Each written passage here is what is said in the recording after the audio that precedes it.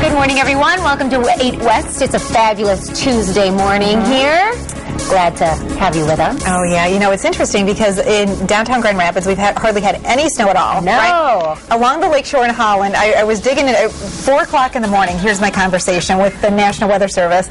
I said, okay, we have to figure out a storm total here. So we started to add up all the snow accumulations, and there are some places in Ottawa County that have picked up How much? 20 inches of snow since Saturday night. See, I wouldn't believe you if you weren't a meteorologist, because I live downtown, so I'm in this bubble thinking that, it's not winter yet in West Michigan. Well, you know, it's interesting. I was on my way. But I've seen the video. Exactly. Well, I was on my way. I live actually in southwest Kent County. I'm typically in the snow belt. This time, the snow belt is just to my east, or just to my west. I'm just east of that. Right. So I was on my way to the Y yesterday afternoon, kind of I'm really trying to get back into working out. I had this lapse. At the holidays, A lot of people kick it in gear. Right, I'm trying to do the preemptive strike so that in January, when all the newbies who've made their New Year's resolutions to start exercising are there, and we're all rolling our eyes because the machines are all full, I can consider myself full. Right, exactly. So I was on my way to the Y yesterday, and I stopped the car and took a couple of pictures because it was so pretty to see blue skies. I was feeling bad for the people in Holland and in Hamilton and Saugatuck. So here's the sky. Isn't this just really pretty? The sky was really blue, you know, with the cold air in the upper atmosphere. The colder the air in the upper atmosphere, the brighter the blue color will be in the sky. And so you can see here, and then this is another shot that I took here, pretty. looking off to the west. So I just thought it was really kind of one of those pretty things. Kind of motivated me. It's a treat.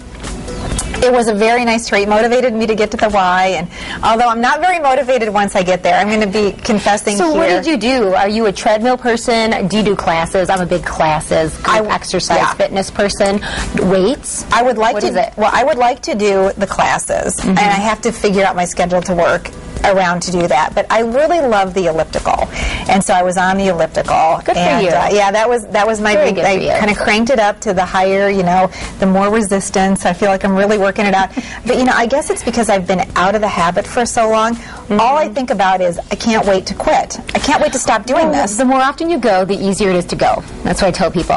Once I stop for even a week or two, it's really hard to get back, and it's harder to do that exercise. And so, you know, just think about that too. Yeah, it is the holidays. We're all thinking about, you know, all the parties and everything we're going to. We're eating, drinking, doing a lot of things more. Oh, yeah. Kind of sitting around a little bit more. But that's a great way to combat it. Well, they have 6 o'clock water aerobics class, which I would really love to take. In fact, I'm trying to encourage my husband to come with me. And he said, Good luck with that. I know. He said we'd be the only people in there younger than 80.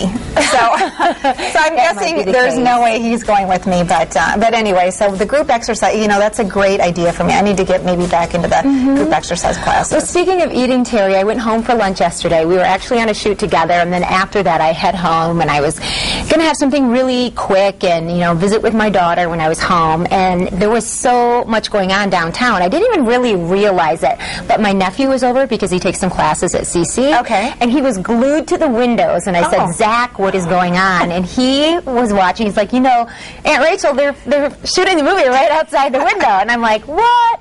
So I looked out, and this is what I saw. This is kind of above the action there. If I would have walked out my front door, I would have walked right into this movie scene. Hey, you should have. This is set up. It's 50 Cent. The 50 Cent movie that's taking place downtown. And then 50 Cent, you see the man that's leaning against the wall there. Okay. Right on the bottom. Is that him? That's him. No way. That's him. Really? And people were like, how do you know that's him? And I said, well, because he was walking around talking to the director.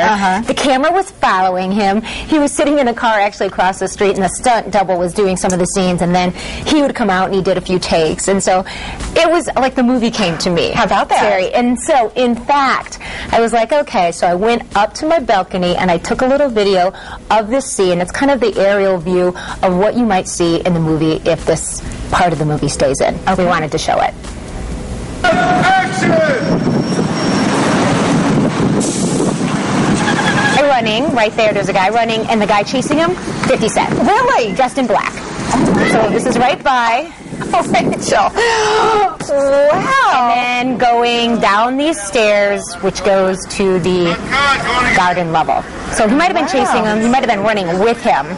You know, maybe not chasing him, but they might have been running together away. That's awesome. Well, maybe you could have gone to the director and said, "Excuse me, if you're interested in having run up the stairs, you can run up to my penthouse and get a cup of coffee." Exactly. And he can come and say, "Hi." Hi. You know how they do that in movies sometimes, where they kind of like break in, and then there's a family just sitting there, and they're like, they should do that for you guys. That'd be cool. Perfect. Yeah, Right? Coco would be the cutest. I thought it was imagine the coolest thing. Oh yeah. And it's been happening. There's been a lot of action and down the street for us.